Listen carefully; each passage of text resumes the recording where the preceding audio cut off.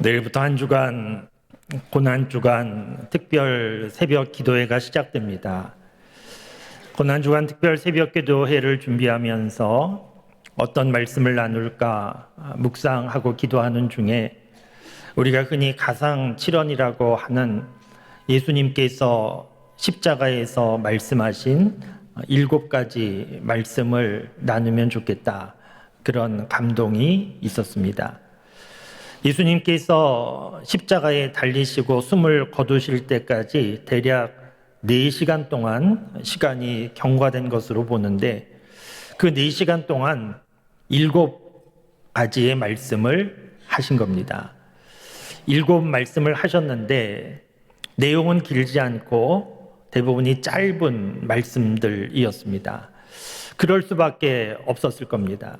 십자가의 극심한 고통을 당하는 중에 숨을 쉬기도 쉽지 않은 상황 가운데 말씀을 하시는 것은 무척 힘든 일이었을 것이고, 그래서 한 말씀 한 말씀 온 힘을 다하여서 말씀하셨을 것이고, 그래서 십자가에서 말씀하신 7가지 말씀은 한 말씀 한 말씀이 우리에게 깊은 울림을 주는 말씀입니다.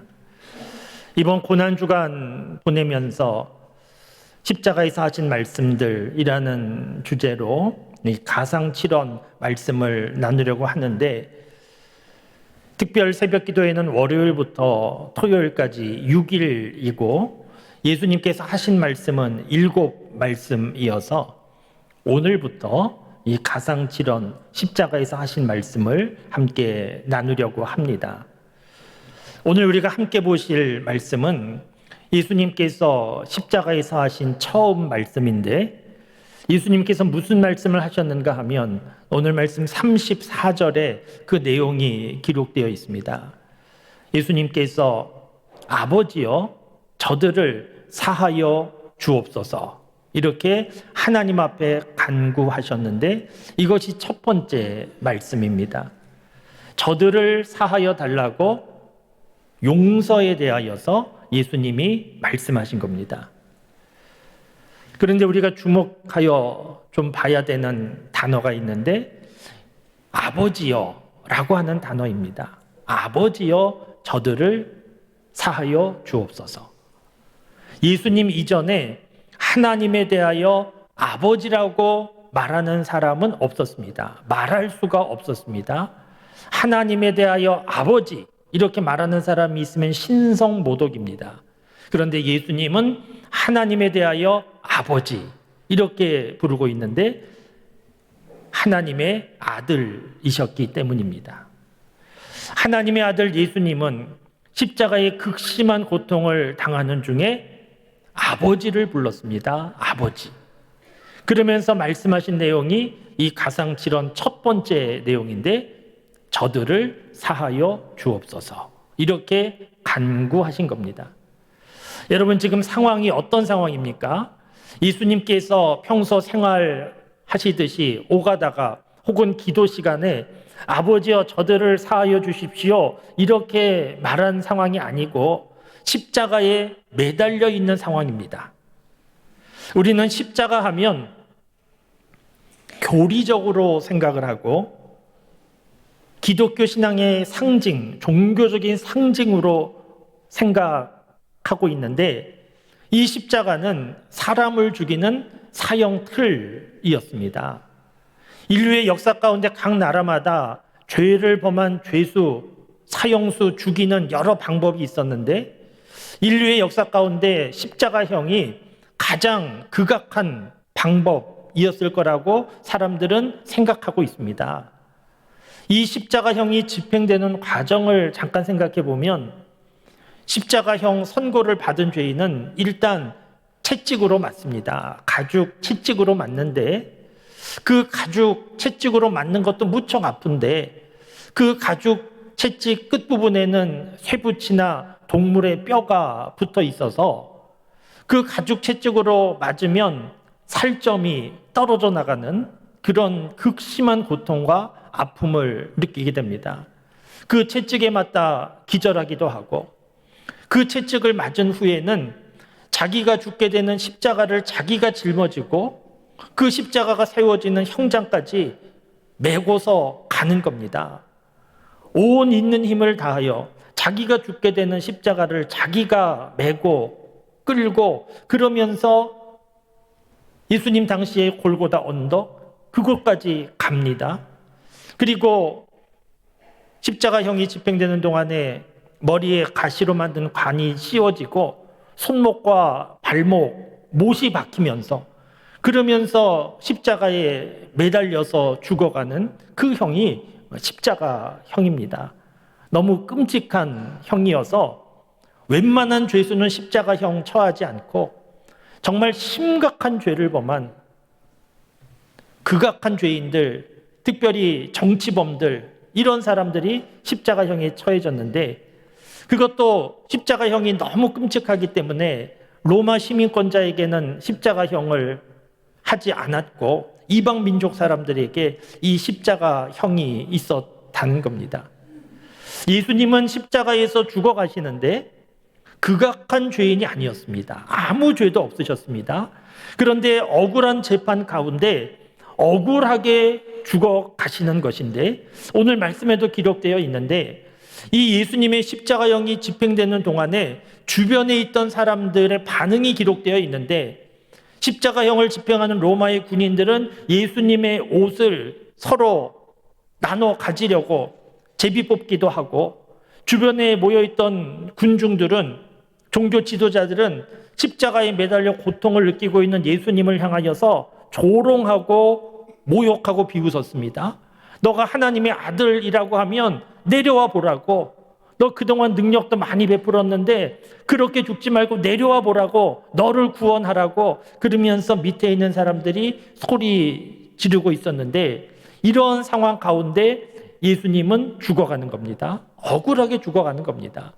보통 이런 상황이 되면 사람들은 어떻게 반응하겠습니까? 우리나라 드라마 사극을 보면 사약을 받고 죽어가는 사람들 가운데 억울한 사람들은 마지막으로 눈을 부릅뜨고 말하지 않습니까? 내가 죽어서라도 이 원한을 갚겠다. 그러면서 온갖 저주를 퍼붓고 죽어가는데, 예수님도 이런 억울한 상황이고, 그래서 하나님 아버지께 간구한다고 하면 저들을 용서하지 말라고 그렇게 간구해야 되는데, 예수님은 이 십자가의 극심한 고통을 당하면서 하나님께 간구하는 내용이 아버지여 저들을 사하여 달라고, 몰라서 그런다고 용서를 구하고 있습니다. 그래서 이 말씀은 보통 말씀이 아니고 정말 놀랍고 충격적이기도 한 그런 말씀입니다. 예수님께서 지금 하나님을 향하여서 저들을 사하여 달라고 말씀하시고 있는데, 그러면 저들은 누구입니까? 저들은 일단 십자가 주변에 모여있던 사람들인데, 예수님 십자가형을 집행하던 로마의 군인이 저들이고, 십자가 아래에서 예수님을 조롱하고 모욕하고 있던 종교 지도자들, 그 밑에 있던 사람들, 군중들, 이 사람들도 다 저들입니다. 그리고 그 자리에는 없지만 예수님에게 십자가형을 언도한 재판장 빌라도도 저들 속에 다 포함된 겁니다. 당시 그 사람들은 예수님 고통에 대하여 관심도 없고 예수님은 구경거리에 불과했습니다.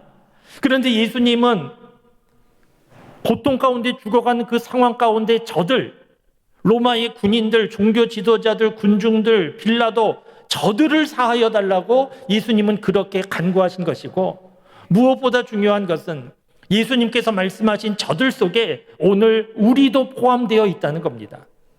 지금도 세상에 많은 사람들이 예수님 조롱하고 모욕했던 군중들처럼 예수님에 대하여 알지도 않고 믿지도 않고 우습게 여기고 조롱하는 사람들이 세상에 많이 있는데, 예수님께서 하나님께 간구하신 저들 속에는 오늘 저와 여러분, 우리들, 그리고 지금도 예수님을 알지 못하고 비방하고 조롱하고 있는 세상 모든 사람들이 저들 속에 다 포함되어 있다는 겁니다. 이것이 얼마나 놀라운 일인지 모릅니다. 그러면 여러분, 예수님은 왜 이렇게 십자가의 고통 가운데 죽어가면서도 하나님을 향하여 저들을 사하여 달라고 이렇게 간구하는 겁니까? 그럴 이유가 뭐가 있습니까? 예수님께서 하나님을 향하여 저들을 사하여 달라고 말씀하시는 이유는 한 가지밖에 없습니다. 한 가지로밖에 설명이 안 됩니다. 예수님께서 그 사람들을 불쌍히 여기셨고 그 사람들을 사랑하셨다는 겁니다. 사람들은 몰랐지만 그러나 예수님은 죄로 인하여 죽어가는 사람들을 불쌍히 여기셨고 그 사람들을 사랑하셨다. 이것 외에는 설명할 수가 없습니다. 예수님의 십자가의 고통과 하나님을 향하여 용서를 구하는 이 간구의 모습, 세상의 그 어떤 것과도 비교할 수가 없는데 그래도 좀 비교해 보려고 찾으면 가장 비슷한 모습은 부모님의 모습이라 할 수 있습니다. 자녀를 양육하는 부모님들은 누구나 자녀들이 문제없이 건강하게 바르게 자라기를 바라지만 그러나 자녀들 가운데는 부모의 기대대로 자라지 않고 속도 좀 썩이고 사고도 치고 그런 자녀들이 있습니다. 그렇게 자녀들이 어떤 문제를 일으켰을 때 밖에 나가서 사고 쳤을 때 부모님은 어떻게 합니까? 자녀들이 문제 일으키고 사고를 쳤는데 대부분의 자녀들은 책임질 능력은 없습니다. 그러면 부모님은 어떻게 합니까? 나는 모른다. 너가 사고 쳤으니 너 알아서 해라. 그렇게 모른 척하는 부모는 없습니다. 자녀들이 사고 쳤지만 자녀들이 문제를 일으켰지만 부모님이 대신 나서서 피해를 당한 분들 찾아가서 죄송하다고 잘못했다고 우리 아이가 아직 철이 없어서 그런다고 내가 가정교육을 잘 못 시켜서 그런다고 용서해달라고 부모님이 대신 사과합니다. 뭔가 피해를 준 것이 있으면 할 수 있는 대로 부모님들이 보상해 줍니다. 때로는 우리 아이 용서해달라고 무릎을 꿇고 빌고 사과하기도 합니다. 왜 그렇습니까? 자녀를 사랑하기 때문에. 그 자녀는 모를 수 있습니다. 부모님이 나 때문에 저렇게 모욕을 당하고 나 때문에 다른 사람 앞에 무릎 꿇고 하는 거 자녀는 모를 수 있는데 부모는 그렇게 합니다. 왜냐하면 모른 척할 수가 없으니까. 내가 사랑하는 내 아이니까. 예수님께서 십자가의 고난을 당하시면서 하나님을 향하여 저들을 사하여 달라고 말씀하심 어떻게 해석하고 이해할 수 있을까? 한 가지밖에 없습니다. 우리를 불쌍히 여겨주시고 사랑하여 주신 겁니다. 우리 가운데 그 누구도 나를 좀 불쌍히 여겨달라고 나를 사랑해달라고 요청한 사람이 없지만 그러나 예수님은 십자가에 달리시면서 일방적으로 저들을 사하여 달라고 몰라서 저런다고 하나님께 용서를 간구하고 있는 겁니다.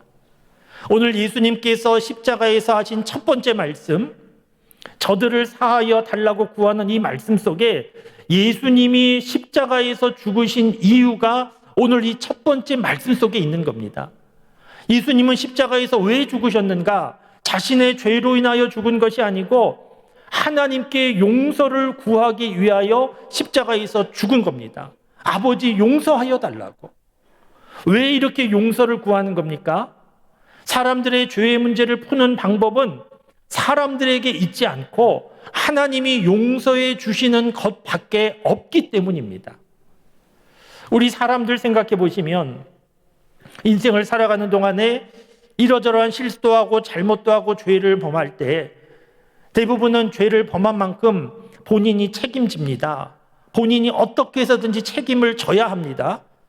그런데 본인이 책임질 수 없을 때, 감당할 수 없을 때 살 길은 한 가지밖에 없는데 용서를 구하는 것밖에 없습니다. 좀 용서해 달라고. 그래서 용서를 받아야 살 수 있게 됩니다. 인생을 살아가면서 경제적인 어려움 처하고 빚을 많이 지게 되고 점점 부채가 많아지고 그러다가 점점 부채가 너무너무 많아져서 평생을 살아도 갚을 수 없을 만큼 부채가 많아지게 되면 어떻게 되겠습니까? 하루하루 살아가는 것은 절망입니다. 살 길이 없는 겁니다. 평생 일해도 갚을 수 없는 부채가 있다 그러면 어떻게 살겠습니까? 그 사람이 살 수 있는 길은 한 가지밖에 없습니다. 탕감받는 길밖에 없습니다. 그래서 우리가 살고 있는 세상 속에도 그런 프로그램들이 좀 있지 않습니까? 감당할 수 없는 부채로 살 길이 없는 사람들 살게 해주려고 그 부채를 탕감해주는 그런 일들 있지 않습니까? 예수님께서 하나님께 저들을 사하여 달라고, 용서해 달라고 구한 이유는 사람들이 살 수 있는 방법은 하나님께서 용서해 주시는 길밖에 없기 때문입니다. 우리 사람들에게 있는 죄의 문제를 사람들 가운데 그 누구도 스스로 책임지고 해결할 수가 없기 때문에 그냥 죄로 인하여 예수님이 당하신 십자가의 고통과 같은 그 고통을 당하다가 그냥 그렇게 끝나가는 인생인데, 여기에서 벗어날 수 있는 방법은 하나님이 용서해 주시는 길밖에 없기에 예수님께서 십자가의 고통을 당하시면서 용서해 달라고 하나님께 간구하고 있는 겁니다. 여러분, 예수님께서 이렇게 하나님께 용서해 달라고 간구할 때 하나님은 어떻게 하셨습니까? 하나님은 예수님의 간구에 응답해 주셨습니다. 그래서 예수님의 십자가 죽음을 보시고 예수님이 구하시는 대로, 저들을 사하여 달라고 구하시던 대로 모든 사람들의 죄가 예수님의 십자가에서 용서받았다고 하나님께서 선포해 주셨습니다. 사랑하는 성도 여러분, 십자가의 능력이 있습니다. 십자가에 어떤 능력이 있는가? 예수님 당시에 저들뿐만 아니고 오늘 우리, 그리고 온 세상 모든 사람들의 죄가 예수님의 십자가에서 용서받은 능력이 십자가에 있는 겁니다. 십자가의 능력은 십자 모양에 있는 게 아닙니다. 십자가의 고통에 있는 게 아닙니다. 십자가의 능력은 예수님께서 십자가에서 죽으셨기 때문에 십자가의 능력이 있게 된 겁니다. 예수님 이전에도 십자가에서 죽은 사람들 많습니다. 예수님 이전에 십자가에서 많은 사람이 죽었지만 그 어떤 사람의 죄도 용서받지 못했습니다. 왜냐하면 자기의 죄로 인하여 죽은 것이기 때문입니다. 자기의 죄를 자기가 책임져서 십자가에 죽은 사람들 예수님 이전에 많았지만, 그래서 많은 사람이 십자가에서 죽었지만 아무 일도 일어나지 않았습니다. 그런데 예수님은 죄가 없으셨습니다. 아무 죄가 없으셨습니다. 무엇보다 예수님은 하나님의 아들이셨습니다. 사람이 간혹 죽어서 다른 사람의 죄를 책임질 수 있는데, 그렇다고 해도 한 사람이 죽으면 한 사람의 죄가 책임져지는 것이지, 한 사람이 죽음으로 온 세상 모든 사람의 죄의 문제가 해결될 수가 없는데, 예수님은 보통 한 사람이 아니고 하나님의 아들이셨습니다. 죄가 없으신 하나님의 아들 예수님이 십자가에 죽으심으로, 세상 모든 사람들의 죄를 대신하여 죽으심으로 하나님께서 예수님의 십자가를 보시고 예수님께서 저들을 사하여 달라는 이 간구를 들으시고 세상 모든 사람들, 우리들의 죄를 사하여 주신 겁니다. 사랑하는 성도 여러분, 십자가에서 어떤 일이 있었던 겁니까? 우리가 알지 못하던 때에 예수님께서 십자가에 달리시고 고통을 당하시면서 하나님을 향하여 저들을 사하여 달라고 간구하심으로 오늘 우리가 하나님 앞에 나와 예배 드릴 수 있게 된 겁니다. 오늘 하나님 앞에 우리가 예배 드리고 있는데, 우리가 남다른 열심이 있어서, 남다른 믿음이 있어서 예배 드릴 수 있게 된 게 아닙니다. 우리가 아무리 열심을 내서 예배 드린다 할지라도 하나님이 받아주시지 않으면 우리는 지금 헛수고하고 있는 겁니다. 그런데 우리는 지금 어떻게 예배 드릴 수 있게 된 겁니까? 하나님이 받아주시기에 예배를 드리는데, 하나님이 어떻게 받아주시게 됐는가? 우리가 철저히 회개했기 때문에, 우리의 회개가 철저하고 완벽했기 때문에 하나님이 받아주신 것이 아니고, 하나님의 아들 예수님이 십자가의 고난 가운데 죽으셨기 때문에, 그 예수님께서 저들을 사하여 달라고 하나님 앞에 간구하셨기 때문에 하나님께서 그 모습을 보시고 그 기도에 응답하여 주셔서 하나님 향한 길을 열어주셔서 예수님 믿는 믿음으로 하나님 앞에 나아갈 수 있도록 하나님께서 길을 열어주셔서 오늘 우리가 이렇게 모여서 예배드릴 수 있게 된 겁니다. 사랑하는 성도 여러분, 우리는 지금 하나님을 아버지라고 고백합니다. 어떻게 아버지라고 고백하게 된 겁니까? 예수님만이 하나님을 아버지라고 그렇게 고백할 수 있었는데 오늘 우리도 하나님을 아버지라고 고백합니다. 어떻게 그렇게 된 겁니까? 그것도 예수님께서 십자가의 고난 당하시고 죽으시고 하나님을 향하여 저들을 사하여 달라고 구하였을 때 하나님이 응답해 주셨기 때문에 예수님을 통하여 우리는 하나님 앞에 나아갈 수 있게 된 것이고, 예수님을 믿는 사람들 하나님께서 자녀 삼아 주셔서 우리는 예수님으로 인하여 하나님을 아버지라고 부를 수 있고 하나님 앞에 나아갈 수 있게 된 겁니다. 오늘 말씀에서 예수님은 극심한 고통 가운데 아버지를 찾습니다. 아버지께 부르짖습니다. 아버지 도와달라고 아버지께 간구합니다. 사랑하는 성도 여러분, 우리도 아버지 되시는 하나님 앞에 나아갈 수 있는 사람들입니다.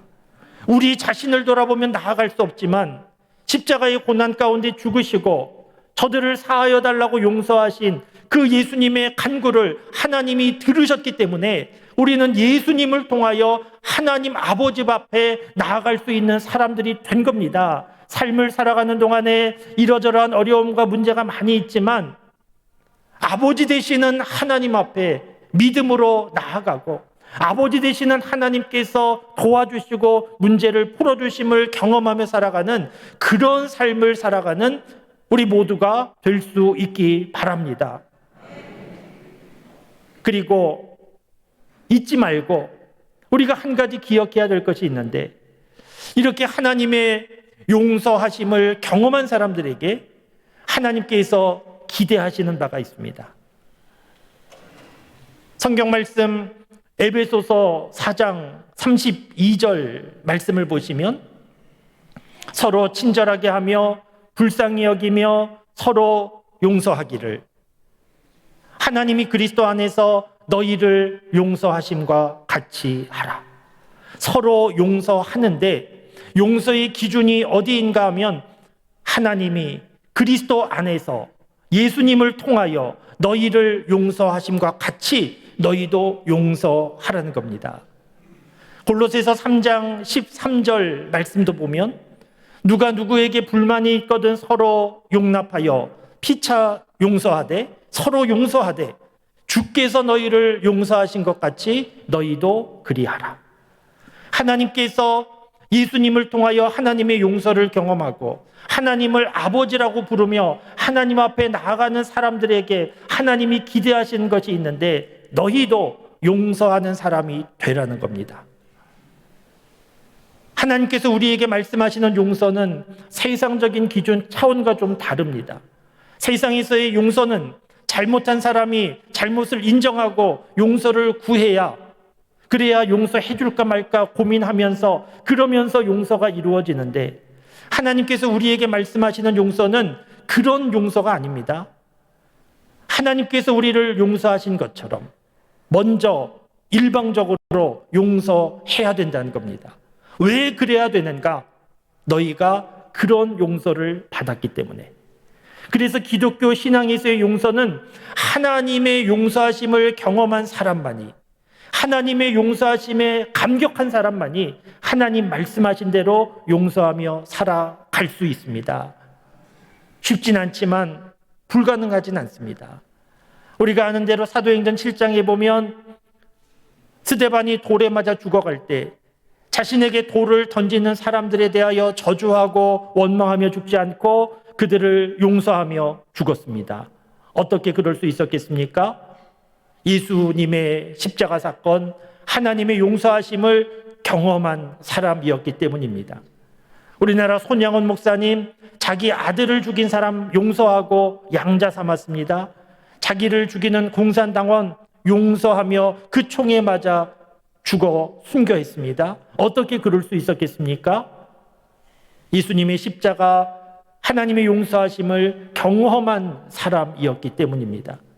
전 세계 여러 나라의 선교지마다 복음이 전해질 때 원주민으로부터 핍박과 박해를 당하고 때로는 죽임을 당한 선교사님들, 그 가족들이 많이 있는데, 그렇게 죽임을 당한 가족들 있음에도 불구하고 또 다른 가족이, 자녀들이 그곳에 들어가서 용서하고 계속해서 복음을 전하는 그런 일들 무척 많이 있습니다. 어떻게 그럴 수 있는 것입니까? 하나님의 용서하심을 경험했기 때문에. 그러니까 기독교 신앙에서의 용서라고 하는 것은 세상의 용서와 차원과 기준이 다른 것이고, 하나님의 용서하심을 경험한 사람에게 하나님이 기대하시는 것은 너희도 용서하는 사람이 되라는 겁니다. 용서가 이루어지는 이곳에 참된 기쁨이 있습니다. 자유함이 있습니다. 인생을 살아가는 동안에 문제없이 잘 살기를 바라지만, 말씀드린 대로 경제적인 어려움도 있고 부채도 생기고 많은 빚도 지고 그런 일들 있을 수 있습니다. 우리 교우들 가운데에서도 많은 부채로 힘들어하고 어려워하는 교우들 계실 겁니다. 그렇게 부채로 인하여서 눌림을 당하고 하루하루 살아가는 것이 쉽지 않은데, 그 부채가 다 탕감된다고 하면, 그 부채가 다 사라진다고만 하면 얼마나 좋겠습니까? 무거운 짐 다 내려놓는 것이고 자유함을 누리는 것이고 인생이 새롭게 시작되는 그런 기쁨이 있지 않겠습니까? 부채도 문제지만 더 심각한 문제는 죄가 문제였습니다. 이 죄는 도무지 해결할 방법이 없었는데 하나님께서 용서해 주신 것이고, 우리는 그 용서함을 받은 것이고 자유함을 누릴 수 있는 것이고, 우리의 인생에 새로운 역사가 나타나게 된 겁니다.